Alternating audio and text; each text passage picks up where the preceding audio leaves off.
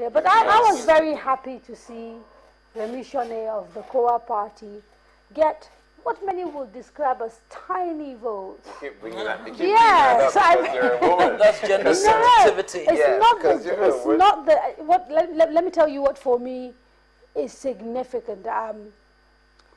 If she were to win a decent amount of votes, what it does is to tell Nigerians that there might be a third way. There might be an alternative to the PDP and to the APC.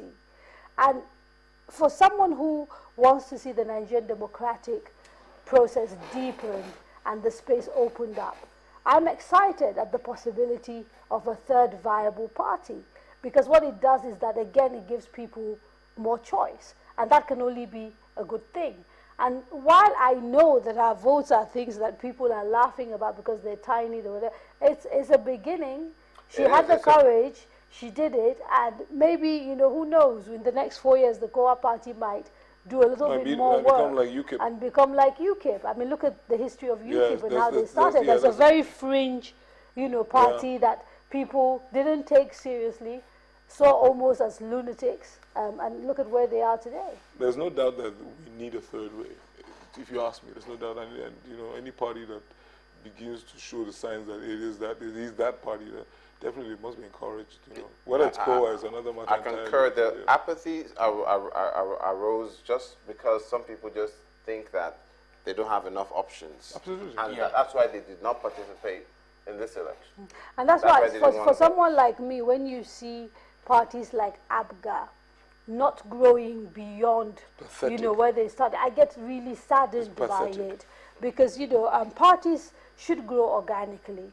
And once you have a party, for example, that might start as a regional party, my expectation is that the founders, once they've sort of become a little bit strong in their regions and are able to win elections at the regional level, and we've seen ABGA produce governors, then my expectation is that they will then build on that and begin to expand it and turn it into something that can appeal to people across the regions nationally.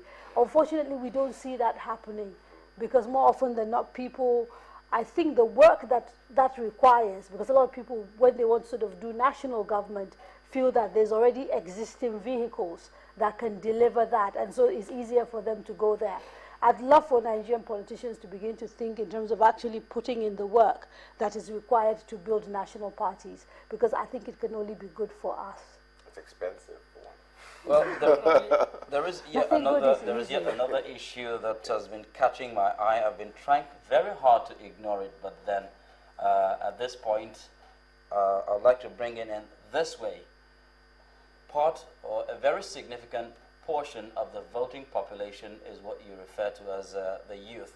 Now, in itself, that's a very nebulous term, because it could refer to someone within the age of between, say, 16 to 45. Some might actually situate it maybe between for voting 18. Okay. No, I'm talking about the youth now. Okay, fine. Let's say voting. Exactly. For purposes of elections, maybe we take it from 18 to probably 30. But then there is this issue of what is described as underage voting. You know, there was this picture making the rounds on the social media on the day of the elections. It was a picture of a boy, probably not more than 12. I mean, in terms of size, going to vote. In terms of size, I mean, you look at the picture. You look at the picture. In terms of size and even his appearance, I mean, okay, you might say he might just be. It might be what is referred to as a cretin, you know, a full-grown individual who looks like a child, like, you know, the Aki and Popo of the Nigerian Nollywood. But this was a child, obviously. I mean, no mistake about it. He was being accredited to vote. And it's one phenomenon that I think has been totally overlooked, an illegality in all its ramifications. But then it appears nobody says anything about it, especially... No, but Jega said he's going to look into it. Are there no reports of this? Jega actually... In this particular election? No, Jega made a reference to this particular picture and said, you know, their attention has been drawn to it. The difficulty when you get pictures like that, particularly when they pop up on social media, is often there's no context. So the person who's supposed to investigate is almost starting from zero. So with that picture, for example, there was no indication of where it was taken, when it was taken. And all those the sort of information that you need if you are to be able to follow it up. I have no doubt in my mind that yes, you do get underage voting because I have personal first-hand experience. Right. 2007, I think, presidential elections in Katsina. That was the home state of President Yar'Adua and President Buhari, who has come again. And I saw tens of young children who were being led to vote. We saw them. So it happens, and it's a very funny thing that can happen in full glare of everybody out in the open. And these children are being led up the line and they vote. Well, I certainly think where it happens, there's a responsibility for INEC to sort of clamp down on it. But INEC officials, exactly. They're supposed to be. The disturbing thing is that is the INEC accrediting them, right? It's been the fact that they have registered in the first place, because I mean accreditation is not even where it starts, at the point of registration, and then of course it gets to accreditation eventually, and then voting eventually. So at the point of registration, of course, I mean, registration is not done by proxy. As an INEC official, you can tell obviously that this person is very young. But then there's also this group. A 16-year-old, for instance, can easily look like an 18-year-old. Yes. And you don't have to present your data, your birth certificate, or even a declaration of age to enable you to register in the first place. Which can be doctored. I'm a bit wary of this you can tell business, you know what I mean? So, I mean, I know it's obvious. I saw the picture, and I'm sorry, I know it could seem obvious. But what if the guy is 18? And it really sounds funny to me. What if he's I haven't seen it. So what if he's a malnourished 18-year-old? Come on. I can't even comment. Because we have to subject it to scientific testing. Yes, of some sort. I Even think if it sounds funny, a malnourished 18-year-old, about 4 feet tall. Stunted. No. Wow. If it's stunted growth, you will still know, because at 18 you're already approaching adulthood. So even if it's stunted growth, I mean, this person is already a midget if he's 4 feet tall. And of course, the secondary sexual characteristics are developing, like even the voice. I mean, there are two ways to do it. I want to agree. I'm sorry. I want to agree with him. But why do you have to do that bone testing thing to determine a person's age for people in sports? That's why you see. I actually mentioned. So he may have a point. I haven't seen the picture though. Olumide, I actually mentioned the fact that if you're talking about football, I mean under 16. But sometimes between the age of 16 and 21, there are times when it's actually very difficult to tell the difference. You see what I'm saying? But then, when it's very, very obvious that this is a minor under the age of 13. Yeah, so there are three things here. The first is that if I am a photographer or a journalist working in this particular unit, and I come across this particular thing taking place, and I take a picture, I will make sure when I post that picture that there's enough detailed information to allow whoever is in charge to be able to investigate and take that issue up. But secondly, outside, the utilization of media and INEC to say this, you have to do a little bit of self-policing. The way, for example, Nigerians now are protecting their votes and making sure that when they vote, they stay till votes are counted and they know exactly who got what. It's the same sort of behavior you have to encourage when it comes to things like underage voting.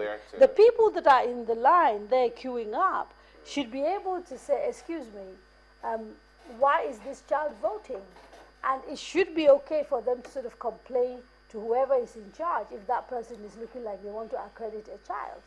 But, yeah. Okay, I've seen the picture now, and it does look like a 12-year-old.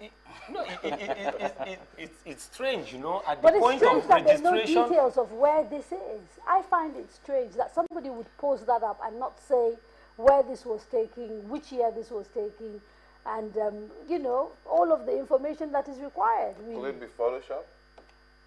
You can't rule out. You can't rule out that You possibility. actually had first-hand experience, remember? Yes, no, it happened. You It has actually happened had before first-hand in experience. that election. So it's even if this is Photoshop, at least I mean it doesn't give us enough ground to jettison the idea entirely that it's happening. But it really sounds strange, you know. At the point of registration, Yes. he wasn't prevented. Yes. You know, then he waited till the time of election. It sounds funny, really. It will negate the Sounds whole, funny. the whole sensitivity that Nigerians have to protecting their votes for these elections that we've been talking about, that permeates the entire length and breadth of the country. For people, maybe in the opposition party or whatever, or to see that, oh, who is this is a child. Why are you letting the child vote? You know, so it would be very, It's pathetic. very. It's pathetic is to, if indeed it is true. Yes. Yes. It's to a collective shame that can be allowed because it's. And of everybody it's- at that polling it's, unit. it's a Exactly. conspiracy. Yes. It's a conspiracy of more than one person. Yes. The parent who has brought the child forward, or the guardian, The INEC people at the officials, units. the people standing there Yeah, watching. You know, yes. everybody is in on it. And you know, sometimes registration is actually done within neighborhoods. And of course, I mean, if you're talking about conspiracy, then sometimes it's a broader conspiracy. Absolutely. Because, I mean, you see your next door neighbor taking a 12-year-old 10-year-old. child to go and register. Well, there are two things you can do. Either you may protest, which probably might attract some bad blood, or if you can't beat them, join them. So if he's taking a 12-year-old to go and register, you take your own 9-year-old to go and register, and then of course it has a multiplier effect. If you're That talking is a about very population census, that will make sense to me, but not registering for election. But it depends on if the vote is being sold. You remember, it might be merchandise. at the But end the of thing day. is, in a polling unit where people are prepared to stand by and watch a 12-year-old vote, I would imagine that actually you may not even need that person then. It will probably be the sort of place if you went with 2 polling cards, they will actually allow you to vote, almost, you know. Because anybody who will allow a 12-year and an happen. 11-year-old to vote, it's almost a given that he would allow you to do whatever you need to do to increase, because that would be the only intention in taking a 12-year-old. It is to But will INEC officials be so flexible That's and not so flexibility. forgiving? That's You're very believing. that's malpractice. No, because it just sounds strange, you know. You sound as if Because, you don't well, know Nigeria. No, you see, at the point of Sometimes- registration, That's not being flexible. That's just wrong. You know, That's just- there is that's this fraudulent. there is this tweet that fraudulent. I wanted to avoid by all means, but then Another one that you no, wanted to no, avoid. this actually is personal, but then you know someone described Bala as a guy who talks as if he is not a Nigerian. Actually, he means, he doesn't mean it in a derogatory sense. Yes. You know, it's as if, I mean, you're talking like someone who lives in a country where everything works. So you're losing sight of the inadequacies of, our own society. So of course, I mean, he's looking at you as, you're talking like an idealist. That's what he's saying, and that's why he says, not exactly. You talk like you are not a Nigerian. No, you see, when you talk about improvement, you know, I mean, we just need to graduate, you know, from some attitude to a given level of attitude. There are certain things I would not expect to see. Just because people say Nigerians are corrupt or Nigerians are illiterate, you know, there are certain things I wouldn't just want to see. You know, No, like but the fact kind of that you don't want misunderstanding. to doesn't mean they don't take place. I agree, but you see, the only way we can change the system, right, is by people like me probably rejecting things like this. You know, like there was a time when you can't reject facts. no, but you see, it's just like when the misunderstanding between the governor of Rivers State and the president started, you know, it was something I couldn't really imagine. I wasn't expecting something like that to happen. And yet, why? Here we are Because today. first of all, they were all in the same state, you know, before the Abacha creation of extra states, you know, they were all from the same state. They went to the same university and probably knew themselves. You know, so when that thing started, I was just surprised. There was a time they had issues with oil fields also, you know, and it became so heated to the extent where they were abusing themselves, exchanging banters. I was highly disappointed. I'm looking for your glasses to see if they're rose colored. No, I was really disappointed. All right. There are certain things that just mustn't happen.